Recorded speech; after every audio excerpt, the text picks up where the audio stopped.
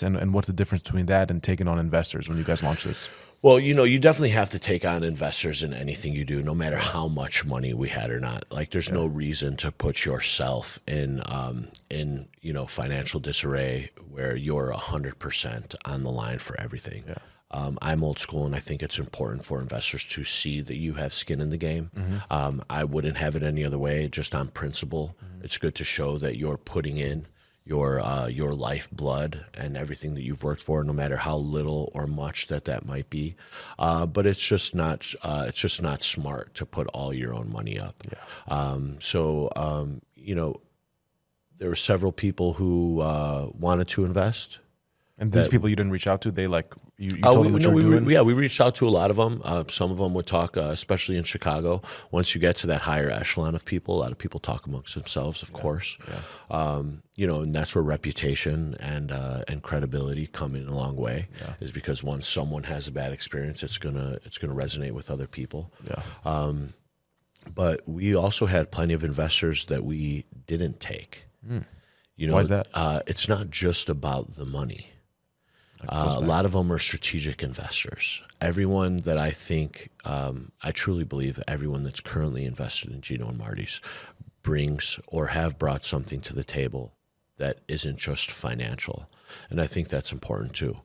If your friend has, 60 grand in the bank and you take 50 from him, I don't recommend taking that investment. That is that guy's whole life.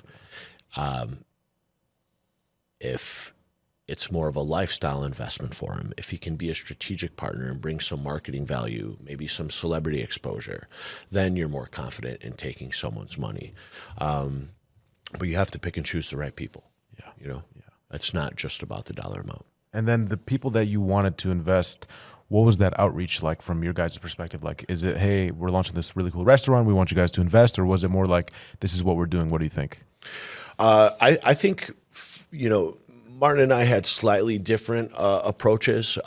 We first hit up a lot of our regular clients and a lot of the people who have seen each of us rise separately throughout the years. Of course, it's natural to hit up friends and family, but a lot of the time friends and family aren't strategic. That's your backup if you need it. But a lot of it was, this is what we're doing. We want to show it to you. We want to get your feedback on it. If you're interested, we'd consider taking you on. But it's just I compared businesses to relationships, like looking for love.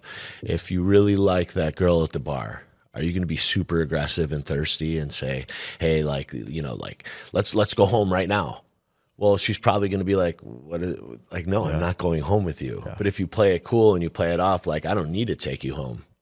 All of a sudden she's going to be like, why aren't you asking me to go home with you? Yeah. So it's kind of that reverse, where, luckily we had plenty of investors and interest on the table where we didn't have to, not be honest about it.